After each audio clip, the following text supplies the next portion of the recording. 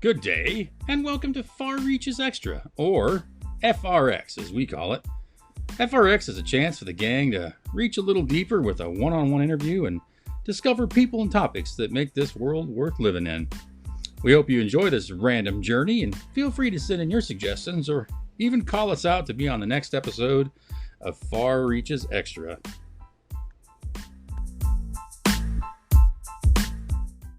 Hey, welcome back. How your mom and them? Welcome to Far Reaches Extra. This is the one-on-one conversations we like to have with people that they kind of intrigue us. Usually they got a little something to say. They might have some good stories. They're cool people. They topics of the day. Some people, like our guest today, Mr. Joe Blankenship, they kind of check all those boxes. So Joe, good sir, thank you for spending an afternoon/evening with us, and welcome to Far Reaches Extra, my good sir. Thank you, Mike. I appreciate being here. Wow, we're glad to have you. As everybody that probably watches one of these, we don't prep too much for these calls because it's meant to be spontaneous and fun and kind of take us where we go. And so, I've known Joe for quite a while. We used to work for the same outfit way back in the day. Good Lord, what year was that, Joe? Like an 08?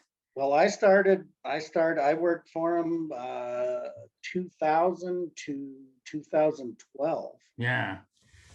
So I think I came on there 06 or 08, I believe. Yeah. And we met at some one of our sales meetings. Maybe even, was it that scavenger hunt? Is that where we first met? I don't know. I think something and well, it was in Minneapolis or Inver Grove Heights or wherever. Okay. I thought you might have been at we had a scavenger hunt meeting in, was it Montana? I think that was the first official meeting I ever went to. We had scavenger hunt. We were all broken up teams and we were running all over. No, I don't remember that. Oh, dang a bear. Yeah, I guess you weren't that one for some reason. Maybe you guys didn't come over. Anyways, yeah, we've known each other on and off for quite a long time. And so we got a chance to yapping at Joe the other day and always kind of pinging each other on the Facebook. We're in some similar groups and we'll talk about one of them here in a little bit too. But yeah, so, I guess Joe's day job, he works for a protein supplement company with an intellectual point of view, you could say.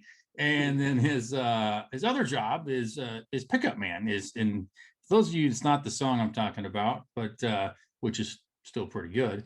But Joe, tell people real quick, if they don't know, if they're watching Far Reaches or listening, what exactly does that mean when I say pickup man? Like not a wingman at the bar, I'm guessing, but something else. Right. Yeah, and we don't. Well, I guess technically we do pickup men, but we're not. Not like that, but I'm sure if a barrel racer fell off, you'd go out there and help her. Yeah, exactly. So anyway, I mean, what a pickup man is at a rodeo, in the horse events, the bucking horse events, we're the guy that is horseback out there that rides in, that gives the cowboy a place to get off and get on the ground, and then we take the flank off and keep the livestock safe, and we're the guys that rope the bulls to chase the bulls out during the bull riding, and a lot of times we got to go help the queens chase the calves out, and that little backup. It's funny, and I mean I absolutely love it, Micah, and people that know me well, my dad was one of the greatest pickup men in North America, and I got to learn from him, and one of the, in fact, it's fresh in my mind right now because I just got the contract in the mail today, but the world famous Miles City Bucking Horse Sale, third weekend of May, this is the 70th year, and that one's really special to me because my dad picked that up for years, and now I'm second generation there, and that's where I mean, my grandma was born in Miles City, and my granddad moved to Miles City in 1948 when he started dating grandma. So you know what I mean? There's just lot of, a lot of history and stuff. A lot of pride, a lot of history, a lot of tradition, I'm sure as well. Yeah. Yeah, and it's something. I kind of joke about it a little bit too, but we have the most invested and are the lowest paid of anybody, at at a rodeo, I don't know, but you do it. I mean, I do it because I love it, and it's, you know, it's our cabin at the lake. I mean, it's our recreation. It's our fun, and I absolutely love it. Well, that brings up an interesting question. How many horses do you usually bring to a average weekend rodeo? So I don't know, it depends, and you know, that's one thing when you have you know, when you have pickup horses, and I guess I make my own. I don't buy them. I bought one horse that my gray horse I bought years ago from a guy in Killdeer, North Dakota, and that horse had been picked up on a lot. But anyway, I haul 5. Like I have 5 right now that are ready. 2 of them are newer, but you know, most rodeos you can get by, you know, in an average rodeo, you can get by with 4, sometimes 3, but it doesn't cost any more to haul 5 than it does 3. So yeah, that's true. Very true. Know? Yeah. Better to have them and not need them than the other way around, as they always say about many things. Yeah. Right. Well, and it's really ironic because you know, college rodeo and stuff, I never team rope because I didn't want to take care of a horse. And now I've got 5 of them, you know, that I take care of. So it's really kind of ironic when you think about that. Yeah, the older we get, we look back on some of our previous thoughts and we're like, wow, what would, and where we end up now is, I guess sometimes it all comes back full circle sometimes. Yeah, for sure. For sure. When you say you make your own horses, that's really cool. How long does it take you to get to where, I guess I'd put it, you all trust each other? You know, they're no different than we are. Every horse is a little bit different. Yeah. And I had, before I moved out here, I had a draft cross colt that I bought from a friend of mine in South Dakota for $50. And as a weanling, and I mean, when a friend of mine hauled him to me, we had to trap him behind a trailer gate to get a halter on him. I mean, he was a wild little turkey, but I had Jake Bauman, he's a college kid, friend of mine there in Dickinson, North Dakota, and Jake rode that colt for me when he was 2 and used him at sale barn and whatever. I'm not kidding you. The first time I picked up on that colt was at a ranch bronc riding in Ritchie, Montana. He had 75 rides on him. And my dad we called that horse Big John. He was a Persian cross. And dad called him the anomaly because at 4 years old, he wore a size 4 shoe. He weighed 15 1/4 and he was 15.3. This horse shouldn't have been able to run. I mean, you should have been able to outrun him on foot, but he could run. And he was, when he was 5, we were at, I always picked up the match bronc ride in Jordan, Montana's Father's Day weekend, or actually on Father's Day, it's that Sunday. And they have a single steer roping with that bronc ride, and then they have a futurity, you know, deal. And I was warming Big John up and I'm loping circles kind of behind the bucking chutes there. And they had a car trailer that they hauled a skid steer on that has the floor that tips up, you know, the whole floor. Yeah. And I come around there and we're kind of loping circles and fading wider and wider. Well, then we get around the end of the steer tripper's trailer and he sees this trailer like this. And I mean, I just about fell off. He jumped sideways and snorts and whatever. And I'm like, you son of a buck. And I guide him over to it and he's snorting and blowing. And I stepped him up and I got his front feet on that trailer and stopped and I petted him, stepped him ahead a little more and stopped him and petted him. And I am not kidding you, rode him up on that trailer and crashed down like this. And he's just snorting and blowing and I'm just loving on him a little bit. I turned around and rode him off. And Wally Badgett's son, Brett Badgett, was tripping steers there. He said, that is the brokest horse I have ever seen in my life. But I mean, it wasn't that. It's just he absolutely accepted everything. And Yeah. I have a picture on my Facebook. We were picking up a college rodeo in Casper, Wyoming. And it was at the fairgrounds. We were at the indoor arena. It was in April, and they're packing water tanks, these galvanized water tanks, these college kids Oh, yeah. ends for the stock. And I'm watching them, and we'd just got done sorting bucking horses, and I rode over there and I told them kids, I said, set one of them tanks up here. So they set it up on his butt. And anybody that's been around a galvanized water, Kaboom, kaboom. Yeah. So every step he takes is bong, bong, bong. In the first few steps, I mean, his eyes are this, but then he just puts his head down and walks, and I packed that tank just bonging all the way. I mean, oh my goodness, across that fairgrounds, and it was. I mean, I'll tell you, I'm not one of them guys that. I mean, I'll tell you, I'm a grown man, but I'll cry on occasion. That horse had a heart attack in front of me and died. Oh, and I bawled like a baby. Yeah, I'm goosebumping up just hearing about it now. Yeah. Yeah, he was. Them horses were coming in for water, and he was in the back, and they were all kind of loping along, and he slowed to a trot and a walk and tipped over dead as a doornail. And and I was sad and everything else, but I realized that that could have happened at a rodeo. That could have happened when I was reaching down for a buck rein, and there might have been 2 holes that had to be dug, so no kidding. I don't know, but yeah, so wow. I don't know, to answer your question though, it depends on the horse, and I've got 2 of these new horses. They're both 9-year-olds, 8, one maybe 8, 9.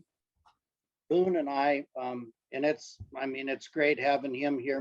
Boone's my 17-year-old son, and him and I work with them horses in the round crell, and we had a couple practices in Pendleton and then a rodeo school, and both of them horses just went right to it. But we put a lot of time in the round pen, and Boone got to climb off him till he was too sore to do it. Then I'd let him ride him, and then the old man would do it every once in a while. So anyway. Well, so kind of related to working with Boone now, how old were you when you started working on this with your dad? So a lot younger than him, and my boys, I've got 2 sons. Hayes is 20 and Boone's 17. And they, they've helped me, quite a bit over the years, but I think I was 2 weeks old when I went to my first rodeo, and then when I was little, growing up in Eastern Montana, I think I was 2 or 3 years old, and I can't remember. I think we were in Saco, Montana. I don't remember where it was, but I got hit by a car. Playing in the street, or what were you? No, so you can laugh. So we were running around there, and it was after a rodeo, and this would have been in the late 70s, back when cars had heavy steel bumpers, and kids would just wander around too for a day or 2 at a time. Exactly. Yeah. So I'm sure the grown-ups were consuming some adult beverages after a rodeo, and I was running around, and I run around behind this car, and the car backed up and it hit me, and I had a knot on my head, and I chewed Copenhagen. So in fact, we talked about this the other day, but I just quit chewing here January 24th, but them guys got to calling me Knothead Copenhagen, because I was 2 or 3 years old. I always had to chew in my mouth, and You know, and Dad thought it was cute that I chewed until I'm like 5 or 6 years old. Well, you need to knock that off. Well, I mean, I was hooked, you know. Oh, by then, oh yeah. If you can survive the first few times, you know, till you get kicked in a dryer, you're like, I'm hooked. Dad. I need my own can now. Yeah. Yeah, exactly. And I can talk about it now. So it's so funny, you know, talking about chewing, but so they used to come in 10 can rolls. Yes. And so, and Dad always kept his Copenhagen in the fridge. Well, I was such a master that I could peel that roll back after a can was out. I mean, I never could figure out how to take one that Get the first one. Yeah. that once the first one was gone, and then being cold, that glue was loose, and I could take a paring knife and wiggle it around the lid like that, and I could get the lid off, and then I could take a couple pinches out of that can, and then I could roll the plastic back up. So one day, I remember I must have got a little greedy, and Dad goes and gets him a can out, and he takes his pocket knife and opens her up, and he's like, well, geez, this ain't, I mean, and the can was half full. Oh yeah, they're ripping me off. Yeah. But anyway, I get to wandering on about this stuff. But the first time that I picked up, I believe I was in the 4th grade. Oh wow. And it was a ranch rodeo in Malta, Montana. And my dad was he was one of the pickup men, but he was also on a ranch rodeo team that JJ Smith, who's a guy that raised a lot of bucking horses there in Malta or north of Malta. Mm-hmm. So Dad, I had a horse that that was mine, and we called him Rat, and this horse was and we called him Rat because he, you know, he kind of had a little more of an overbite than a horse, but anyway, he was an absolute natural. And on a side note, there's a, you know, back in those days, so this would have been, you know, that would have been in the mid 80s, but there's a video of Dad in Brandon, Manitoba. Ty Murray was hung up to a bareback horse, and Dad, and that's before they carried ropes, you know, you had your rope down and stuff. And there's a video of Dad where he lays the bridle reins over his saddle horn, and he's working on Ty with both hands, and Rat just stayed right there with that bucking horse till they got him pulled out. So he was an absolute natural. So I was riding him, and Ed Solomon was the other guy picking up, and my dad said, just stay out of Ed's way, just push to him and whatever. And it was a wild horse race, and they would run 2 at a time. It was an indoor arena, so they'd run 2 at a time. Well, they run these 2, and you know, and this horse just comes to me. Well, I'm just hanging on. I mean, I'm sitting there, and Rat takes off, and you know, it was nothing I did, I can assure you. It's just passenger. And I'm just hanging on, and Rat's right there, and I've got a hold of the horn, you know, just hanging on for dear life. And I turned out, and this guy, and I'll never forget, he had glasses on, and he looks up, and his eyes are bigger than his glasses. And he says, you know, he had some expletives, but he says, I thought you were a real pickup man. And Ed Solomon comes loping by. He said, he is a pickup man. And boy, I'm just proud as fuck. Oh, your hat probably topped off the top of your head. Yeah. Yeah. So anyway, so Dad had his deal, and wild horse race, and Dad was mugging this horse. Well, he just kept, you know, this guy was too scared to get on, or he'd get on and fall off right away. So Dad mugged this horse, I don't know how many times. Well, he had no air left at all. So I'd go try to give him that horse back, and he'd just stay out there. You know, so. You're doing fine. Yeah. So, but that was the first time. But then, like high school, in Glendive, Montana, they at Dawson Community College, I picked up them high school practices with Dad. So, you know, kind of been doing it a long time. Yeah. I mean, that poor guy, because I'm sure there's probably some, you know, obviously relationship, but like that guy that you picked up with a huge, like, the glasses, and like, that's not, he's looking at like, who's the pickup man today, you know, and Right. then he looks up and here you are. It's just like, Well, and probably the most important thing I need to mention is, I mean, I was little, so well, that was gonna be I, one of my questions is like, you know, yeah, you yeah, don't throw a huge shadow right now, you know, I mean, yeah, you're a good sized man, but you know, no, I've seen, I never yeah, weighed 100 pounds till I was a junior in high school. yeah, I can definitely believe that. Yeah. Yeah, So, and I grew 8 inches my junior year of high school. oh, God. Yeah, so I tease everybody. I just had one pair of pants when I was Yeah. going to high school because, you know, but so yeah, I mean, I was a small little runty kid, and you know, I can only imagine what that guy thought. I think though, you got to be a little smarter. You got to have better technique when you're a little bit smaller like that too, I'm guessing. Well, you know, probably so, and you know, and the thing about, I don't know, one of the things about picking up is, so my grandpa, my dad's dad, he passed away in 1979. So I was just, you know, I was 4 or 5 years old when we called him old dad, when old dad died. But, you know, I've heard lots of stories over the years, um, and they always said that old dad said the fastest way to work cattle is slow. Mhm. Okay. Now picking up bucking horses is exactly the same way.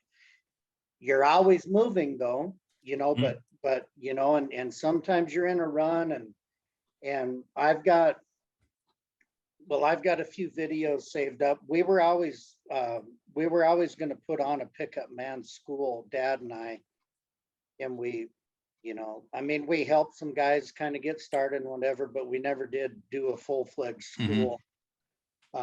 But I started saving some videos and stuff, and I don't want to say the rodeo or when it was, because then, you know, people watching this will know who I'm talking about. But Yeah. you know, I'm not, you know, I'm not perfect by any sense of the word, but we were at a rodeo one time, and this bareback horse comes out and gets across the arena, and kind of starts spinning, you know, Mhm. bucking in a really Yeah. tight circle. Well, my partner, the whistle blows, and my partner just goes blowing by him like a freight train.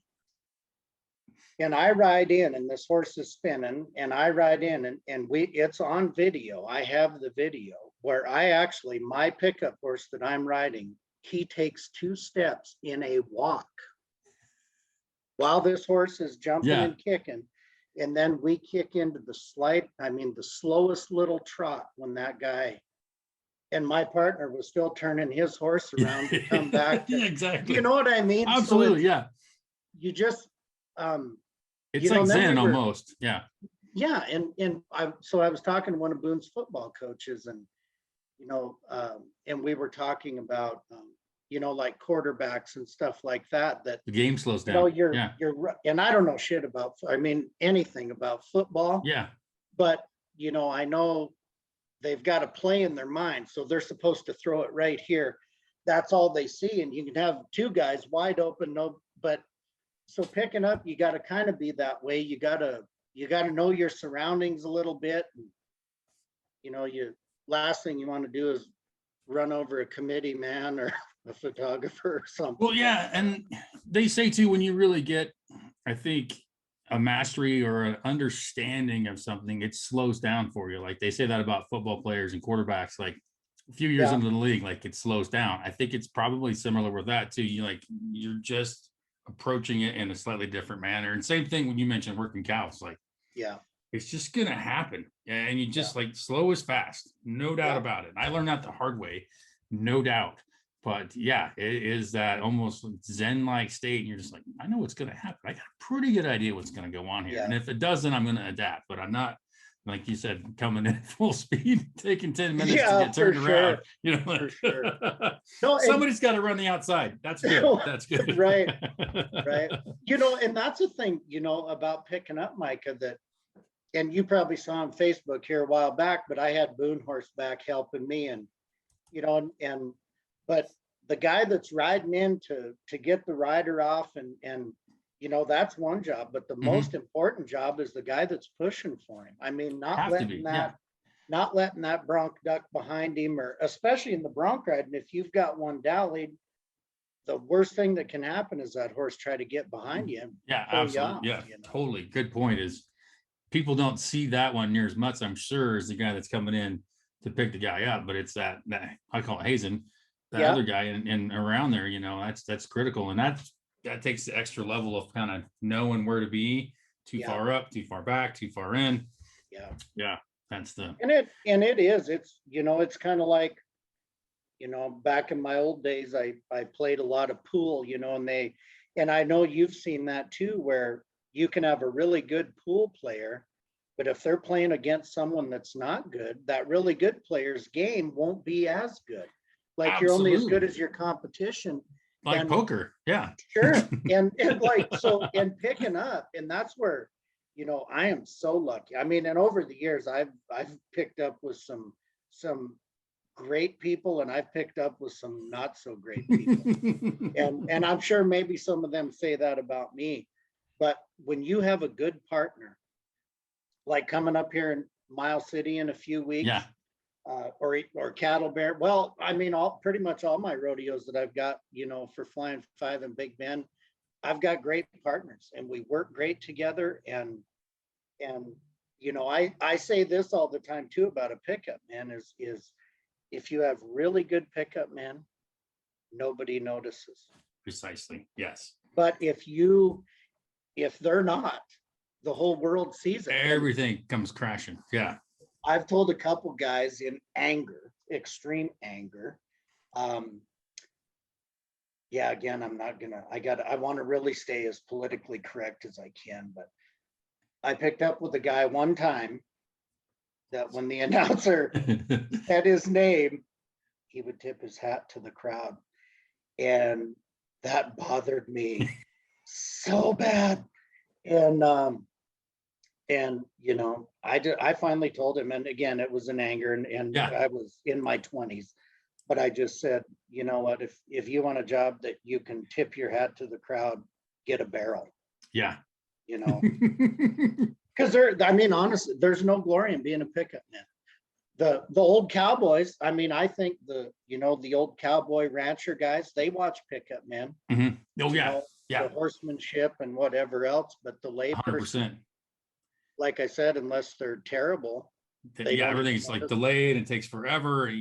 But I think some of us appreciate like the science and the art that goes on with that, and how smooth it can be when it's done right. And it's that brings a good question. How much input do you have, or how far ahead do you know who you're going to be picking up with? Do you get like a team, or is it? So it depends.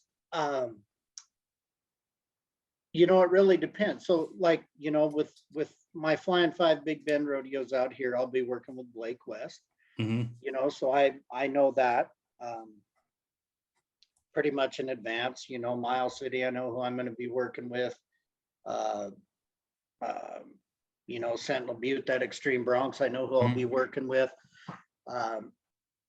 Then other rodeo, I do a few amateur rodeos and stuff out here, and you don't know. You sometimes don't know till that day, but when it's kind of like a good dog. If there is nothing better than a good dog, and there's nothing worse than a bad one. Totally. And when you're picking up the same way, when you have a good partner in like Miles City, for example, with Brad and Brett Marshall, they're brothers. Mm-hmm. We have known each other. Since there's pictures of us together when we were babies, You're the third brother then, is what you're saying. Yeah. Honestly, really, we kind of are, because we grew up going to them rodeos together and all that stuff. But, we'll pick up anywhere from 150 to, 200 horses there in Miles City. And we have fun the whole time. It's fun. Yeah. And even though the weather is it's usually craptacular, horrible there. But otherwise, we it's enjoyable. It's fun, and we tease each other. We have a lot of fun. That's when things are working. Yeah, you just kind of know where everybody's going to be. They know where they should be. Yeah, You don't have to say anything. It's just fun. Yeah, just yeah, working. It's just working. yeah. Yeah. Can you give any insight into how you get these rodeos? Like you've mentioned Flying Five a couple times, Yeah. and like so you kind of do you hire on with that rodeo company, or is it somewhat Well, with the rodeo, or is it so different when everywhere? it is different everywhere, and so when I moved out here, so I moved out here, as you know, in 2018. Yeah, well, not From to hear means Pendleton. Everybody playing along at home. Pendleton, Yeah, Oregon. So, and I moved here. I was living around Dickinson, North Dakota. So, I mean, I packed up and moved 1,300 miles away. And rodeo wise, I was pretty established there. yeah. I had the PRCA rodeos that I had, and then I worked for Kling Headings. Mm. I did some different fraternities and did some stuff for Bailey's and Sentinel Butte, Miles City, those kind of things. So, I was kind of established there. Pack up, move everything out here. Didn't know anybody. Yeah. Didn't know anybody. Knew of, Sure. Chad Hutzel, talked to him on the phone this afternoon or, this evening right before we got on. Had heard of Chad, knew of Chad. We know 5,000 of the same people. Exactly. Had never, had never met him. And so what I did was I put together a letter, and kind of, I guess maybe a resume would be a good, good thing for it. And some people that, knew me, like Brad Germanson, 4-time world champion saddle bronc rider. Brad was a reference for me. Wayne Herman, world champion bareback rider, reference for me. Dusty Hassauer, Isaac Diaz, had Heath Stewart with Frontier Rodeo Company as a reference. So, I had that. I sent some emails out, and that kind of thing. And then our mutual good friend, Pat Beard. Yeah. Pat started making some phone calls for me. And, now I got to tell a Pat Beard story. Oh, now well, yeah, we got to have at least one Pat Beard story for sure. Yeah. So I wrote a poem about Pat. I don't know and I wrote it for his birthday last year. We'll see if we get to that or not. But anyway, so I was before I moved out here, New Generation supplements, low moisture blocks. I had to get that commercial. Less than 3%. Yeah, absolutely. But anyway, when I first took the job, I flew out here for a year. So, and I would fly. So I cover Idaho, Washington, and Oregon. So I'd fly into, maybe this week it'd be Twin Falls, and next week is Medford and Spokane and Tri-Cities, whatever. So, and a friend, Kevin Holton, with Special Cowboy Moments, I was doing some stuff with him. And Kevin says, "Man, you gotta meet this Pat Beard in Pendleton. he is something else." And I'd heard the name. I mean, I knew of Pat Beard. So anyway,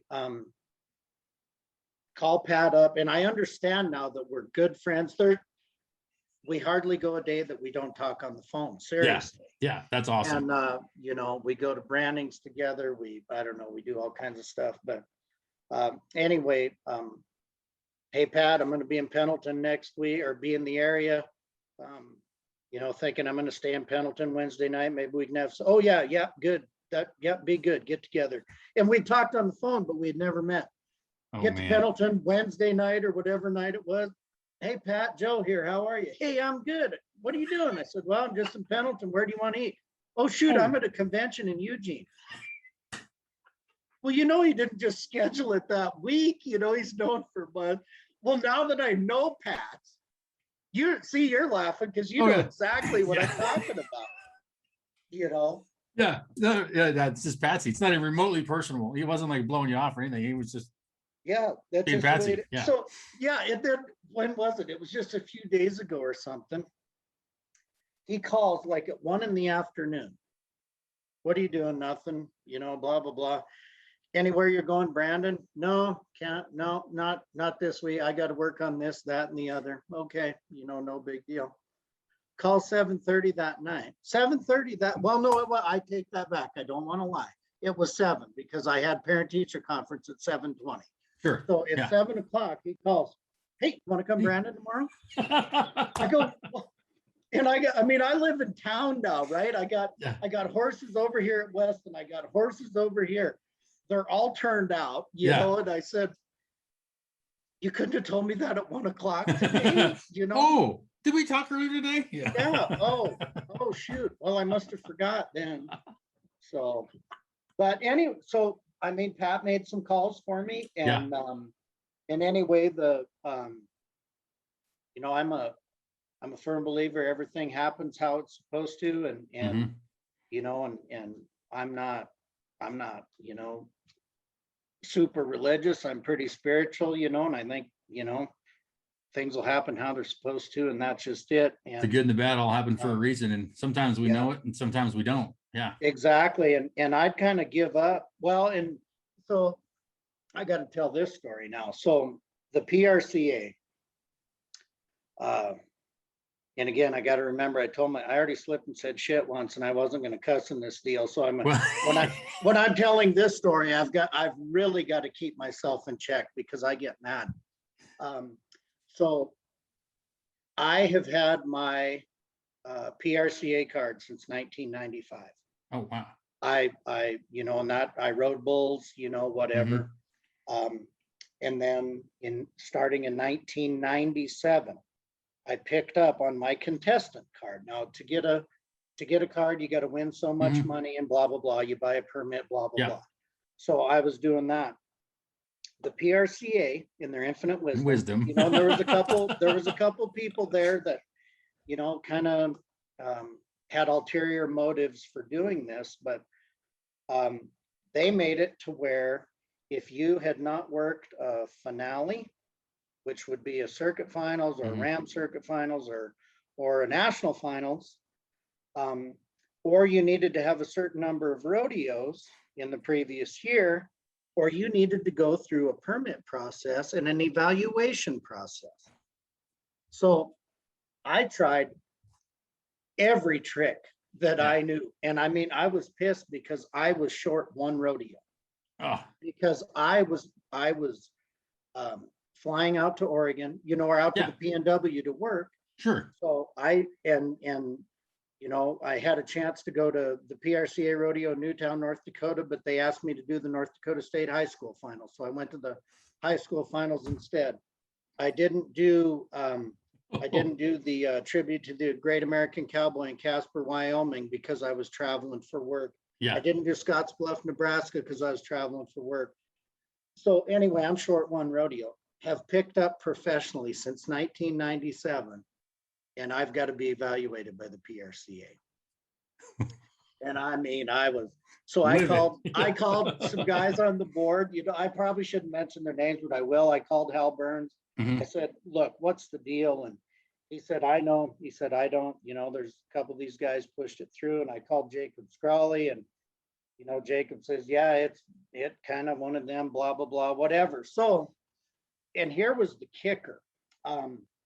So I thought, what, and then plus, so part of the evaluation, you had to buy a permit. Let me start over. Part of the process, had to pay for a permit. You had to send a list of 5 PRCA rodeos in which you could be evaluated at. And then you had to be evaluated, and then, and some of those 5 or 3 of those 5 or whatever they do. Yeah. Sure. And then the kicker was, so that particular year was it was 19 the Mile City Buccaneer Sale. The match bronc riding Sunday of the Buccaneer Sale this year is going to be an extreme bronc sanctioned by the PRCA. Same with that Sentinel Butte deal I do, home on the range, but they wouldn't count a standalone bronc riding. So it had to be, have 3 rough stock events, whatever. Yeah. So anyway, so I'd just kind of given up. I thought, what, I'll have to, because I'm not going to have 5 rodeos to do. at Sentinel Butte at home on the range, Brad Germanson, I told him about it, and Brad said, how much is the fine? And I said, I have no idea. He said, find out. He said, we'll pay the fine. He said, we want you to come, you know. So, but anyway, but it worked out. And Chad Hutzel had called me. Actually, one of their pickup men, Bill, got sick. And that was my chance. So I go to Union and going to get evaluated. And I'm getting evaluated by one of the judges. So they won't let a stock contractor do the evaluation. So I want you to think about the mentality of this, Micah. So that board decided that you take a guy like, let's just use Chad Hutzel for an example. I don't know how many hundreds of head of horses they have. I don't know what the value of those horses are, but millions. Yeah, substantial. Yeah, I mean, it's millions of dollars. So there's a couple of these people on the board that think they know better, who can take care of Chad's stock better than Chad does. Yeah. It's ridiculous. So anyway, I get down there and I find out who's going to evaluate me. It's one of the judges. So now think about this. Well, you have an 8-second ride. Exactly. What should that judge be doing when the whistle blows? Looking at his clipboard, doing his job. Yeah. Not seeing what I'm going to do. But, yeah, that's a weird double duty right there. As soon as you said it's one of the judges, I was like, but isn't he supposed to be judging? Yeah, and not you? Yeah, that's interesting. So it was just, all a silly formality, and I got evaluated. I got my card, never. So then, and I guess I can't really stay politically correct on this, but I get a call from the guy on the PRCA board that's kind of represents the pickup man. And I think you'll appreciate this. I was in Nampa, Idaho, traveling with none other than Mr. Scott Aber. This Scotty, yes. And we just had left a restaurant. We had supper, and my phone rings, and here's this guy. I just wanted to take the opportunity to welcome you to the PRCA. Completely. Yeah, and I mean, Scott did get out of the car when we got back to the hotel, but he wanted to stay and listen and it was a 40-minute phone call, and there is absolutely no mistake how I feel about their little cabal. Yeah. As one of my great professors in college said, never give a nerd authority. No, and I mean, it isn't. And I talked to several of these stock contractors, and and how dare that board think that they know better than the guy that owns the stock. Yeah, I mean, that's where common sense just ain't so common in that regard. And it, tangled up in the bureaucracy. Welcome to the PRC. Well, right. And then, so another thing that I forgot to mention, and again, this ties into our old friend Pat Beard. So you needed to get a letter of recommendation from a stock contractor and a pickup man that worked finale, national final, circuit finals, whatever. So, I mean, Bill Larson offered to write mine. My dad offered to write mine. Pat offered to write mine. Okay. Yeah. Pat, go for it. Oh, goodness. Well, old procrastination Patsy, he's not getting it. He's not getting it. I finally said, Pat, they've cashed my check. I need this done. So I'm in my parents' living room in Glendive, Montana after the Buccaneer sale. And Pat sends an email, letter, blah, blah, blah. And it says, and I'm at my folks. So yeah. I just open it up and it says, hey, Joe, don't know where you're at. Just thought I'd let you know I had a contact at the PRCA. I send them this. We're good to go. Okay. Put awesome. the phone down, whatever. 15 minutes. I wrote, thank you. Phone rings. It's Pat. You didn't read it. I said, No. no, I didn't read it. You need to read it. So anyway, Pat, so he writes this letter about, and I wish I should have, I don't know why the heck I didn't think I should have had this thing out and read In it the to you. spirit of the West. Yeah. No, and it is. And he talks about, Joe is a great ambassador to rodeo. He'll show up at a rodeo town 3 days before, and women love his Appaloosa horses with the ribbons tied in their manes. And Oh, you gotta be and it kidding just, me. Why not? No, you're not kidding me at all. Yeah. no, and it just goes, it goes on and on and on and on about, these horses that, Joe calls them, they're so fast. Joe calls them drinkers of the wind. And, and it's just all this. I mean, it's just ridiculous. And he's just laughing. Well, then he writes the letter. So yeah, okay, that's what I was figuring. Yeah. And I'll tell you what, Micah, if there was no mistake at the last paragraph of that, and I'm going to paraphrase a little bit, but I mean, it choked me up a little bit when I read it, honestly. But it said, if you guys, if the PRCA is making guys of Joe's caliber go through this, maybe you need to look at some of the guys that are grandfathered in that don't have the ability to pack Joe's saddle. Wow. Goosebumps. So, yeah. So that's all Pat. But yeah, Patsy. drinkers of the wind, and there's all kinds of stuff he had in there. I should have had that. I will come across it, that I'll call you with it, because I know. Oh yeah, I got to hear that, because I'm yeah. He mulled on that for at least a few days, driving down the road, probably laughing when he'd think of a good one. Yeah, I'm sure. His pride. Yeah. Yeah. So, and then this poem, I wish, you know what, as we're kind of talking, I got to go back to my note. If I can find my Pat Beard poem, I want to read it to you. Oh, I'd love to have you do that. Absolutely. Yeah. I think that's almost mandatory. Yeah. To be able to, because as weird as this may sound, I know there's people listening to this that probably have never met Pat. There's a chance.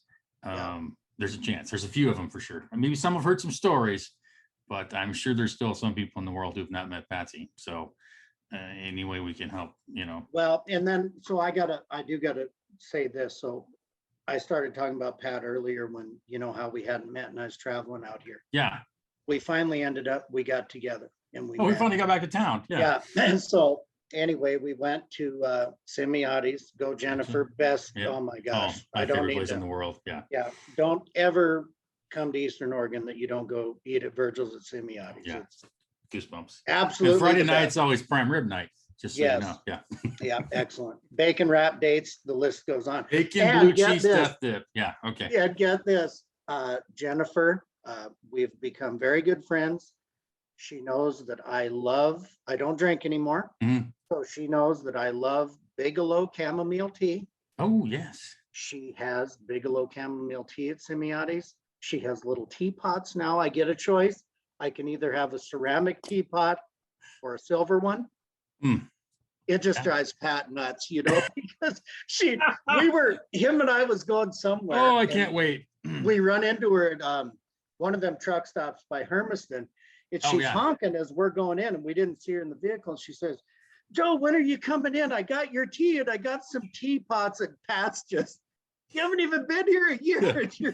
So you treat people right, Patsy. So Pat, when we finally get together, we finally meet. We get done with supper and we're walking down the street, and he brings up, we're talking about rodeo and North Dakota. And he says, Benny Paulson. And I said, yeah, Benny Paulson. He said, Benny was my roommate in college. And Pat says, well, you didn't go to South Dakota State. I said, neither did Benny. He went to Dickinson State. I said, he was my roommate. Pat claps his hands like this, says, you rode bulls at the college finals in your chinks. I said, yes, I did. He said, I knew I knew you. I knew I knew you. And so, but anyway, Pat, Benny and I, we were college roommates. Pat started the Rawhide, the Rodeo Athlete Wellness, the alcohol-free thing. Yeah. In IRA. He ran the pool tournament Benny and I won that pool tournament that year. Oh, you're kidding me. We have a picture. There's a picture somewhere of us with Pat Beard in 1997 or 96. I don't know, whatever it was. Yeah. So, anyway. And it's a tiny little twisted world everywhere else. But if you put like rodeo / ag all in one little pile, it's even way smaller. Yeah. No, it is. It's crazy. And Steve Hansen, a guy that works for Cunningham Sheep here, met him at a branding last year. He says, you know Brett Marshall? And I said, yeah. And on and on. Steve says, yeah, I was in Miles City and worked with Brett down at Lodge Grass. And, you know, just, it is. I mean, this world, that big. And that's what's wonderful. I want to read the. Oh, do you have it? The Pat Beard poem. So I wrote this for Pat's birthday. Was it last year or 2 years ago? I don't know.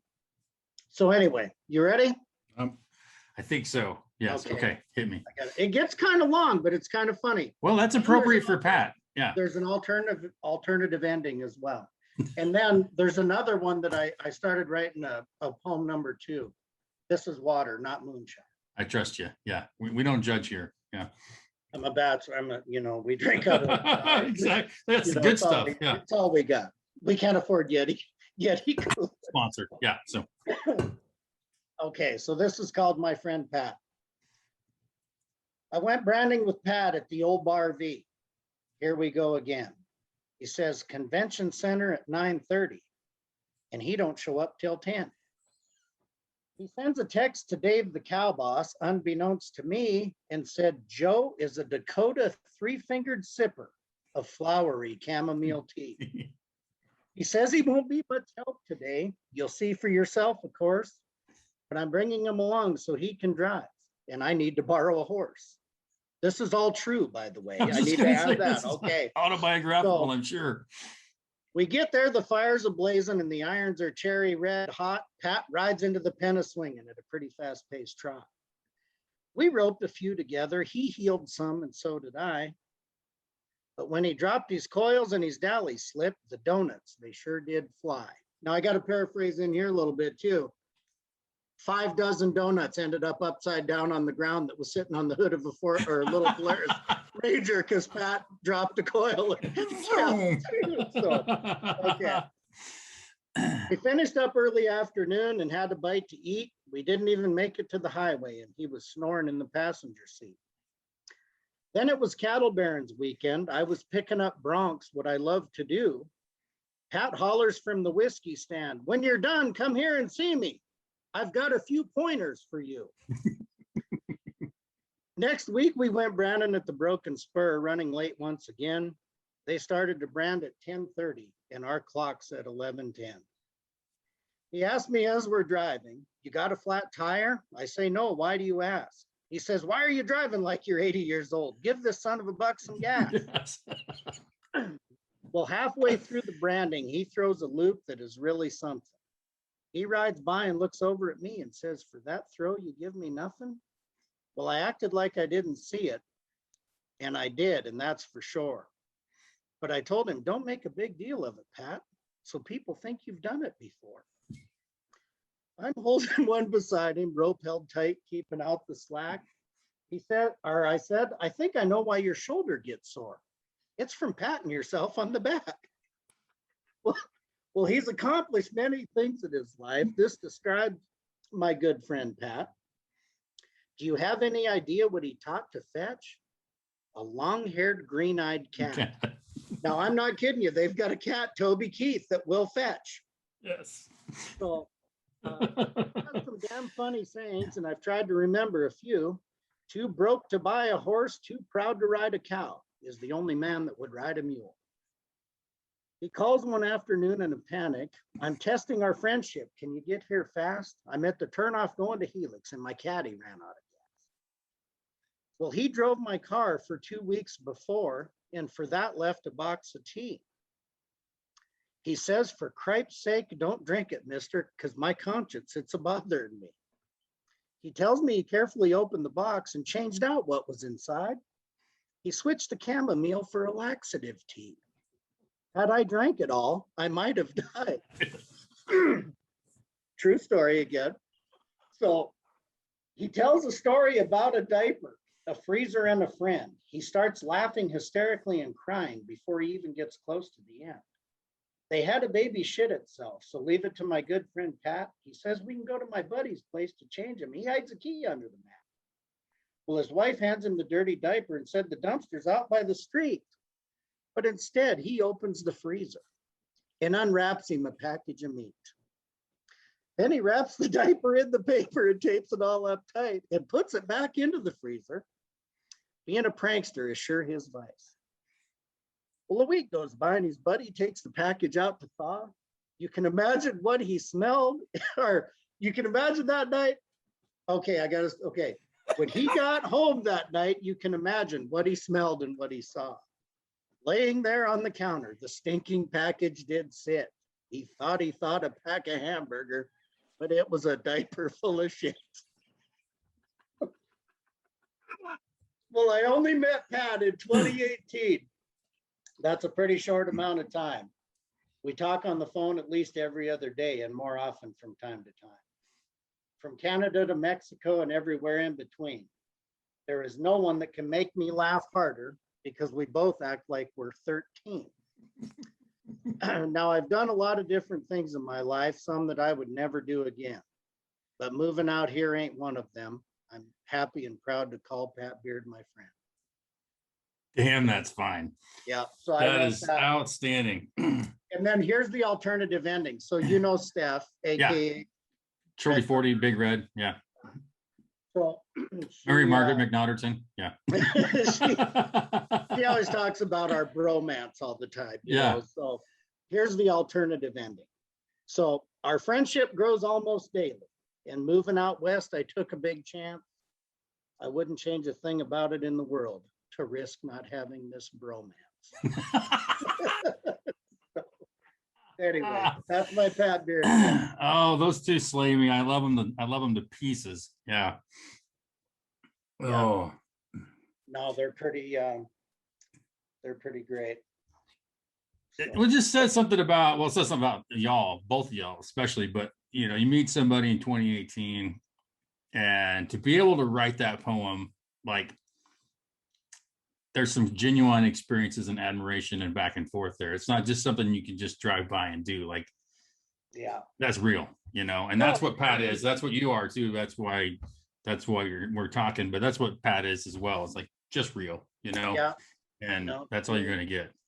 It's exactly right. And we, you know, last year, 2020, we had the big flood and, oh yeah, that's right. Yeah.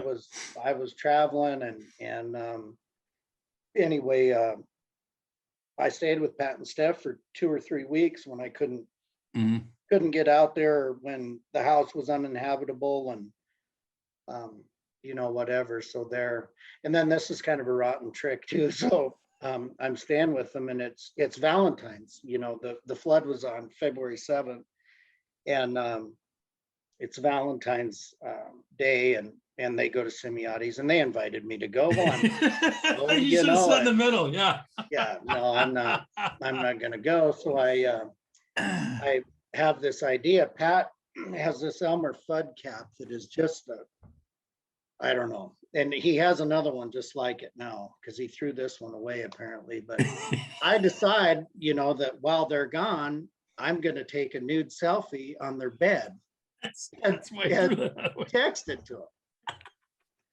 So, you know, but again, I'm maturing a little bit and, you know, I'm thinking, you know what, that might be crossing the line, but the couch is okay. So, yeah, absolutely. You know, yeah, exactly. So that's fair. I put on Pat's Elmer Fudd cap. I put my hat down and I had underwear on, but I put my hat down covering that and get out here and smile and take a selfie, you know, and I had to do it 3 or 4 times till I got it just perfect. Capture the moment. And then I text it to him and crickets. I don't hear anything. And that's the scary part. Yeah. Yeah. And then they get home and Steph said, right as the creme brulee got set on the table, just when that picture came through. So anyway, yeah, they had a nice dinner, but I ruined the dessert. The high point of the evening, yeah, with the bromance shine through again. Yeah, exactly. Exactly. Oh my God, that is awesome. I think my face hurts from laughing. Yeah, which is usually, again, when you're around Patsy, because you hear the laugh for one. Oh yeah. You can hear it for, you can just hear it for forever. And I love it. Yeah. Yeah. No, and he's just always such a such a jokester, and he tells, and Pat was an outstanding pickup man, Yeah. also. And I mean, he picked up the NFR and the Dodge Circuit Finals a bunch of times, but he just tell stories that he'd do to people, and he did it to me. He stopped at a practice. He was coming back from a branding, and we were at a practice, and Boone was there helping me, and he tells me Pat was over by the horses, well, here one, the stirrup on the offside was taken up all the way, that, I mean, it'd have been too short for a little person. And, and then, so we were, was that at the school? Yeah, it was at the school. I go to take my rope down because we were getting towards the end of the school, and they were, we'd buck a bronc, then a bareback. So you're Yeah. just kind of switching back and forth. And so I go to take my rope down because we're going to buck a bareback horse, and my rope is all tangled up and intertwined, and he swear, I mean, I called him when it was over, and he swears he didn't do it, but I don't Well, believe him. It's got him written all over it. Yeah. It does. 100%. 100%. But no, he's a lot of fun. Yeah, that's one of there's several highlights when I get to get home every year for at least Roundup. I try to get home at least one more time, always for Roundup. It's seeing Patsy and Stafford. Yeah, it's the high point for sure. Just the chaos that ensues. Yeah. So no, and I mean, this too. If I mean, I call him Mr. Pendleton, because if you're, you're downtown, he'll see somebody on the street, where are you folks from? And, and there's not a better ambassador for Pendleton, Oregon than Pat Beard. No, I mean, it's, some people are born to do stuff. Yeah. And I don't think he knew it till then, but yeah, that's him. Yeah. It's a beautiful thing. No, it's truly, I mean, and I've joked about it, but people would say, when I came out here, and I could have moved anywhere in the Pacific Northwest, from Idaho Falls to wherever. Sure. And yeah. I picked here. Really, it is centrally located, as you know. Yeah, absolutely. But Pat was he was a big influence to why, I hung my hat here. Absolutely. I mean, seriously. Yeah. So yeah, it's just, if you never experience it, it's hard to explain to somebody. That kind of people to be around, and that this openness, and that you just feel good, and you can, and you get to, you're just you. It doesn't matter. Yeah. That's the great thing about it is we have fun. You can just be who you are, and you don't ever have to worry about him ever thinking any different. No. And just being him, which is the great thing too. Yeah. That's the. Yeah. So he always tells me, when, I've never been a morning person ever. And, and he always tells me, he says, Mr. 7 o'clock comes twice in 24 hours out of here. Yeah, exactly. And now it's funny, because I swear, ever since I quit chewing, I don't sleep. I mean, I am up, I wake up at 5:30 every morning, and I don't crave it or anything like that. It's stupid, but I mean, I'm just up. So I think you're just getting old too, Joe. That's part of the deal. Yeah, probably. So again, last night, Boone says, football got over. So Boone says, let's go play catch. So we're playing catch, and you probably can't see on here, but in fact, I've got a doctor's appointment in May for this hand, but I mean, I've boogered up these two fingers really bad. Yeah, when you point them out, yeah. And it hurts, it hurts down here, and I mean, I broke this finger, and I tore ligaments in this thumb, whatever. So we're playing catch last night, and of course, he's making fun of the way my stance and my posture. Well, Yeah. I haven't had a baseball glove on in maybe 30 years. I don't, maybe longer. I don't know. So anyway, but he tells me we're throwing it back and forth, and he says, yeah, I'm not used to just lobbing them. I go, what do you mean lobbing them? Well, I don't want to hurt you or scare you. I said, if you want to throw that son of a buck, you throw it. Let her rip, Tater Chip. Yeah. So man, he zings one at me and I catch it and it hits me in the hand right here. Did you pee a little? And it's, I don't know if you could see. Oh, I can see the bruise. Yeah. For those of you watching this, yes, there's a bruise. And I might have peed a little bit. Then, so anyway, so that's hurting. So, we play catch there a little bit, and then he wants to go to the field and, hit a few. So I, trying to throw it up and hit it. Well, that worked about 1 out of 14 times. So anyway, and then he points out, well, do you want the tee? I said, you didn't tell me there was a tee. So then we put it on, and so I was hitting a few, and then, this is all about getting old, but, then, gosh, between my shoulder, my back starts to hurt a little bit. My hand hurts from earlier, my back. It's just easier now to say what feels good. Yeah. Oh, yeah, exactly. Hey. Yeah, I noticed that I wake up way early in the morning now for no apparent reason. And in the past 6 months, every time I sneeze, it's incredibly loud for no apparent reason, even though I'm not like usually a person who sneezes loud. I'm like, it's just old man sneeze coming out already. I'm like, this is way too fast. Yeah. So I'm taking a kind of unofficial poll. Yeah. You'll have to go change your underwear next. After I do that, yeah, I'll be like, maybe that's why you sneeze louder, because you want less internal pressure. You want as much going out this direction as possible. Yeah. That's why old men shuffle, I guess, because things might have, Yeah, maybe. That could be. Oh, dang. Oh, man.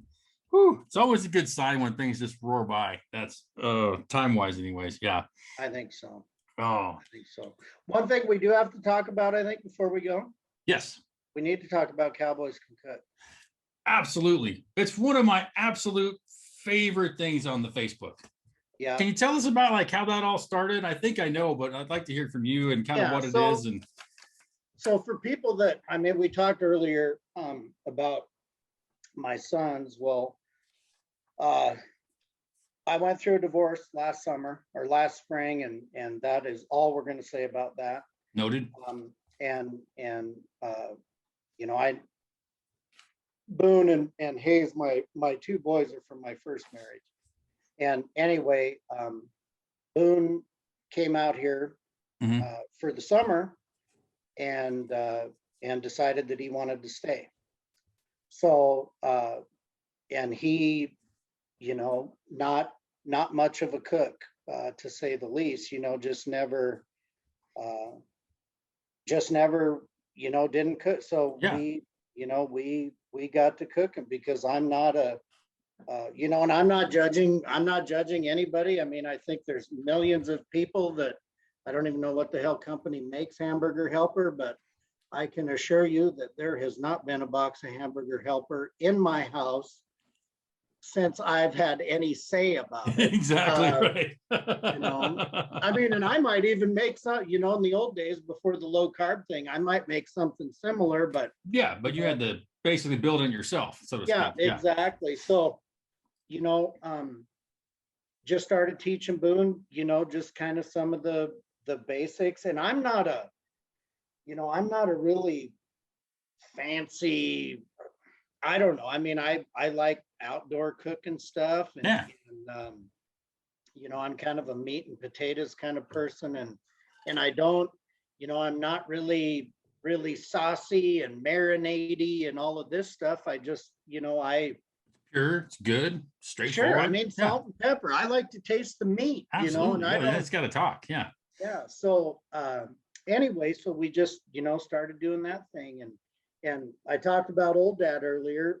He cooked, on these ranches and stuff, and I think my sister has it. I don't have it, but he had a chocolate cake recipe, and you know what I mean? This goes back to like the late 30s or Oh, something, wow. you know? But anyway, we've got his biscuit recipe, and I don't, you know, we don't share that with, I mean, you've got to have a little Blankenship blood pumping in your veins To get that one, yeah.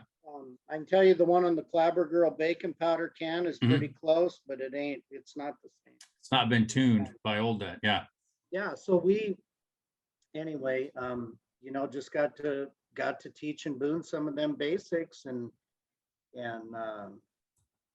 you know, and then I was, you know, doing some Snapchats and putting it on Facebook, and he's, you know, really kind of a little smart ass. I don't know where he gets that from, you Completely know, out of nowhere, yeah. yeah, it's weird. And but anyway, I think of the one where we were making some low carb cookies, and he sees me videoing, and he just, you know, he's stirring the deal, hamming it, yeah. Face, but we're eating supper one night, and he said, because I'd always do the hashtag Cowboys Can Cook, you know. Yeah, and yeah. he says, we should do a Facebook page, Cowboys Can Cook. I'm like, well, shit, why not? You know, so we did, and you know, just started inviting a few people, and I haven't looked today. Last time I looked, I think it's 1,800. Yeah, yeah. It's over 1,800. It's a good pile, yeah.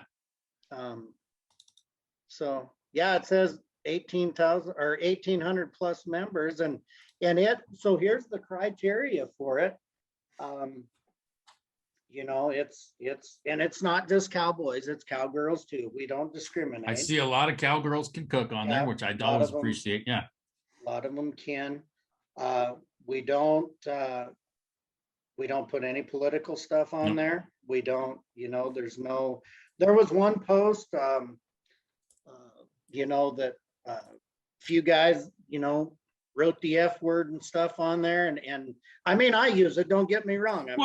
You know, but there's a place, you know. This isn't the place. That's what I love so much about it. Yeah. I erased it. And, you know, the one guy I sent a deal, I said, you know what? I said, I understand you're passionate about this, but we have too many grandmothers and mothers on here, and, you know, and he apologized and whatever. So, I mean, it's nothing like that. There's kind of a little, Jimmy Works, for example, from Jimmy, when way back a million years ago, when I dispatched trucks in the oil field, Jimmy was one of my drivers, and you know, he thinks I eat too much meat, you know, so if you make a post on Cowboys Can Cook that has no meat in it, look out, because you're gonna get beat up on a little bit, you know. There is that, yeah. Which is funny too, though, because it's always in like it's in good taste, I think, and good fun. It is also, Yep, it absolutely is. And maybe there's, you know, I don't know, you know, I don't know if there's, you know, people with medical conditions, or, you know, sometime, like there's a lady in Athena here that, you know, she put a plant-based thing up, and, you know, and there's a lot of ranchers and ranchers' wives on this page too, and they kind of fight, and you know, and she said, well, my son's on a special diet and he can't, you know, well, I can support that, but I can't, you know, this Beyond Beef and Impossible. I mean, negative goat rider. Yeah, negative goat rider. Yeah, no, good friend of mine from high school actually has really, really bad arthritis in his hip. Like, it's all jacked up, messed up, and like, okay, he's mostly plant-based because of that. He still sneaks meat every once in a while, but like, that's the vast majority of what he eats is plant-based. You know, he's from a ranch in Lakeview, for God's sake. You know, he's but that's what he has to do. You know, and so that would of course I give him hell. You know, you got to. Absolutely. Yeah, I send him. I send him pictures all the time of good food. But yeah, that's what he has to do. You know, so but yeah, like definitely Impossible Meat and that stuff. But no, this group is so much fun. It's like it's what I look forward to about Facebook, really, is to see who's putting up, you know, because it's, for those of you who are not a member yet, you know, it's just called Cowboys Can Cook, and it's people just cooking and putting on their breakfast or their lunch or their dinner, or all of them are like, hey, I forgot it yesterday. And like you brought up a good point a while ago. It's like, hey, I know most of us kind of cook with like, yeah, you put a splash of this and a dab of that, but if you can kind of rough out a recipe for people, that might be helpful. So. Yeah.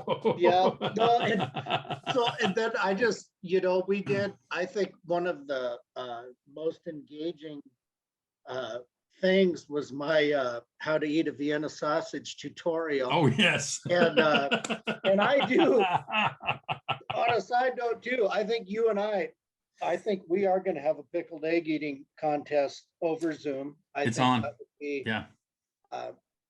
Maybe we could have our own gross eats. I don't know. But so anyway, I did this,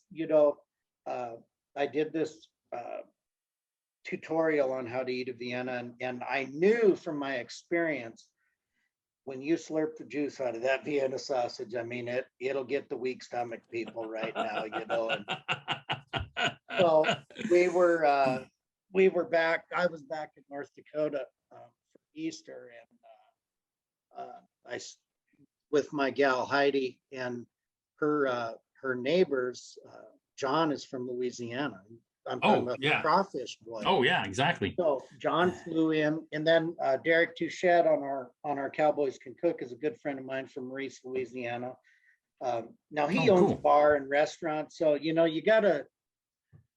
His posts are he's got a little better presentation than most of us do. Yeah, exactly. Like Lenny the Butcher from Ellensburg, he's professional photographer. Yeah, you're like lighting. It's so funny to hear all this, because I don't really go track anybody down and see really who they are, but I'm always like, some people are like, damn, that's a nice looking plate. Like that's off of Food Network. Yeah. Well, and Lenny's, and I've never met the guy. We've messaged back and forth, and so he's tied in with PNW Beef and Kyler Beard and Ellensburg. Okay, yeah, awesome. And I've got one of my rodeo sponsorship things is with PNW Beef, and it's a great story. Some local families that are finishing their beef on well, would you call it waste? I guess you would. Spent brewers grain from all the microbreweries and bakery waste and it's, you've never ate beef like this in your life. Yeah. And we're gonna start putting some stuff on there. And I mean, you can order it online. They ship all over. Whatever. Oh, awesome. So, but anyway, Lenny, we talk back and forth, and he's professional, whatever. But anyway, back to the crawfish boil. Yeah. So John, I just met him, and anyway, I called him Todd just to, just so people would correct me, and the poor bugger, I called him Todd for 2 days. But so he's got, I want to get it right. So we had walleye. So the fried stuff, we had walleye, we had alligator, frog legs, scallops, shrimp. I think that, and then French fries, sweet potato fries and whatever. Yeah. So, and all that, I mean, my low carb Easter was out there. So, and it was just so good. So then, but he flew in 35 pounds of live crawfish from Louisiana to Flasher, North Dakota. Oh my goodness. Got to appreciate the details there. Yeah. And they show up in this, styrofoam cooler, whatever. And I didn't get there when they were unpacking everything. But out of that 35 pounds shipped from Louisiana to Flasher, North Dakota, 2 dead ones. That's it. Oh, wow.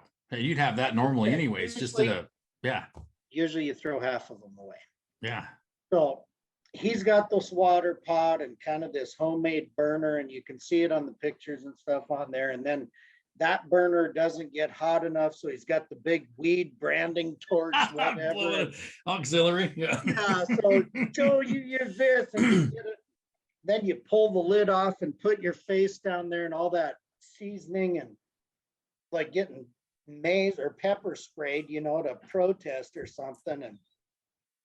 But anyway, it was absolutely amazing. These crawfish get done, and then the girls, when we were getting some groceries the day before, and again, in my tutorial, if you paid attention in the Vienna sausage tutorial, I told you the best place to buy them where it's cheapest. Well, we're at this grocery store in Bismarck, North Dakota, and Heidi's grabbing them. Well, they're $1.05 a can. I said, this is ridiculous. I said, those are twice too much money. We will not tolerate this. They could be 55 cents, you know. But we had to go, so we grabbed them. Anyway, they drop them in after we take the crawfish out, they drop them in a pot. Oh yeah, I saw and that. Boiled them.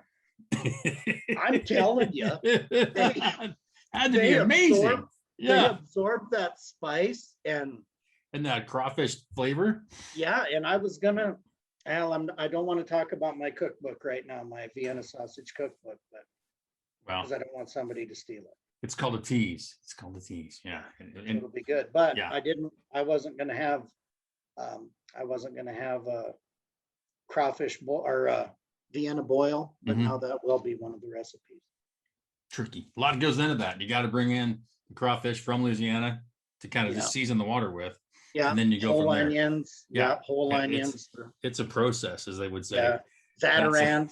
Zatarans. Yeah. Gotta have that Zataran. So, so yeah, I mean, so that's Cowboys Can Cook. And I guess one of the criterias that I use, I don't add just everybody to it. You know, it's best if a friend, anybody that a friend invites, there's a few people that got invited that I didn't add, but you know, that's personal reasons. You know, if somebody there was one, what was it yesterday? I think there was somebody from Vermont, you know, that I didn't add him, you know, I mean, I'm not. And then if there's 18 consonants and one vowel, I don't add them usually either. You know, might be a rub. Probably not interested in cooking. Oh yeah, if it's just like you're like, that's not even a real name. That's made up. Yeah, no friends in common, or maybe one moron who always accepts everybody. Yeah, that's Oh, that guy. Like, yeah. Like, friends with them. Yeah, you're right. Yeah, that guy doesn't have. You're hot. He doesn't know who you are. Yeah, that's Joel, who's one of the co-hosts here at Far Reaches. He was super excited when I'm like, dude, I'm sending you this invite to this group on Facebook. It's called Cowboys Can Cook. And he's like, what? I'm like, serious now. I think you're gonna like it. And he's like, all right. And guess what? He started cooking now. Like, he cooked his first steak. He made his first ribs. So he's pretty excited to be in the herd, if you will. So. Well, and here's a great thing too, Micah. So I told you my granddad, you know, back in the 30s, he cooked. Yeah. My dad, growing up, Dad was never in the kitchen ever. And now he cooks. Now he's got Dad still feeds with the team and stuff. Oh, awesome. And he's got this big griddle thing, you know, it's not Blackstone. I mean, this is something that came out of a restaurant that somebody modified. It takes 4 men and a boy to set it up, and 13. Oh, it's awesome though. But he can cook 39 ribeyes on there and whatever. But so 313 pounds of mashed potatoes. Yeah, so he cooks now, but that, I think about that, and especially this. I guess, are we old enough to say this younger generation now? I guess we are. We are indeed. They don't cook. And there's, in fact, Boone. So this, he's out here now and all that stuff, we finally got all the legal stuff done, whatever. And, and when we come back from Easter, and he was out there for Easter with his, mom's side of the family and stuff. And he says, boy, eating out's expensive. And I said, I mean, it really is, because and you know how it is. It used to be, like back we were talking about our CHS days, you could go anywhere and two of you could have lunch for a $20 bill. Pretty One easy. of you can't today. Yeah, absolutely right. And most of the times too, that's why I'm so fond of semiotics, but like most of the time I'm usually disappointed when I go out to eat somewhere 99% of the time. Sure. It's really rare I'll order a steak when I go anywhere out to eat. There's only a couple places I will, semiotics being one of them, where I know I'm going to get a good one. It's going to be just like I asked. But most places, hell no, I'm not getting a steak. I'm going to get something like I don't eat anywhere else, like sushi or Yeah. gotten, something I don't make at home very often. And then that kept inspiring, like, well, that somebody else made that. I can figure out how to do that. So Sure. away you go, and then have a little fun. Yeah. Sometimes it No, sucks. and I do. It's fun. And so Boone, he's a junior in high school. So his shop class, I drove by the school the other day when, they were just football practice, and they just finished up football. And here's these two tractor rims leaned up against a chain link fence. And I told Boone, I said, you need to email your teacher, your shop teacher, and see what the deal is with them. So he does, and the teacher says, well, we're going to use them for a class, whatever. And then Boone says, well, my dad would like to make an outdoor cooking pit and would like to buy one. And anyway, then I had parent teacher conferences, and Cliff says, they were donated or something like that. He says, you make the design, Boone can use the plasma cutter. Good project. For one of his projects for a grade. He said, and I'll donate it to you. So we're gonna do that. And Boone loves to weld. He's a really good welder. Awesome.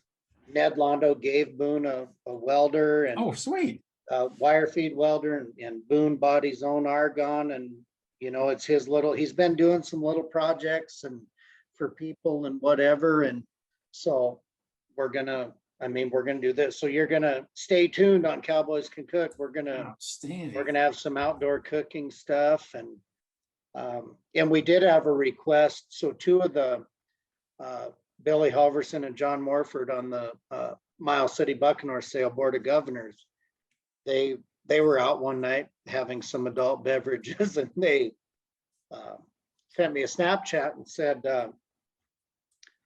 we think you need to do a Cowboys Can Cook live video, cook us some steaks at the Buccaneer Sale. So I mentioned that to Kyler with P&W Beef. He said, we're gonna send you with some tomahawks. And because at Miles City, so I told you I pick up with Brad and Brett Marshall. Well, their parents, Jan and Dick, they bring their living quarters trailer, and we all park, kind of little, not quite as formal as the pickup man camp at the Roundup, but it's the same idea. You need J-Man. Yeah. Yeah. So Brett, he'll set up sometimes he'll set up a wall tent and whatever. And, Dick usually makes a brisket, or they'll make a ham or something like that. So we're going to do a little Facebook Live thing. And then if, usually the weather's shit. So if it is, we'll go to the Crow's Nest, or I'll cook inside my horse trailer. Hammer down. It might be in snow.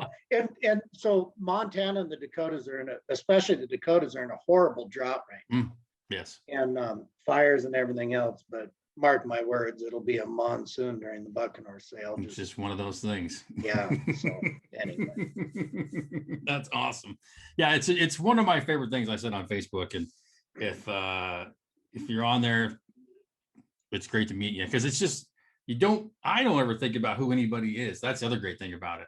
Yeah. It's just a person that's on in that group putting up cool food or doing this. So that, I don't, that's the cool thing for me anyways. And it might sound weird, but it's like, you don't worry about, oh, what's Steve doing today? It's like, oh, this guy puts up cool pictures, or this lady always makes cool stuff. And I think it's awesome. Sort of that.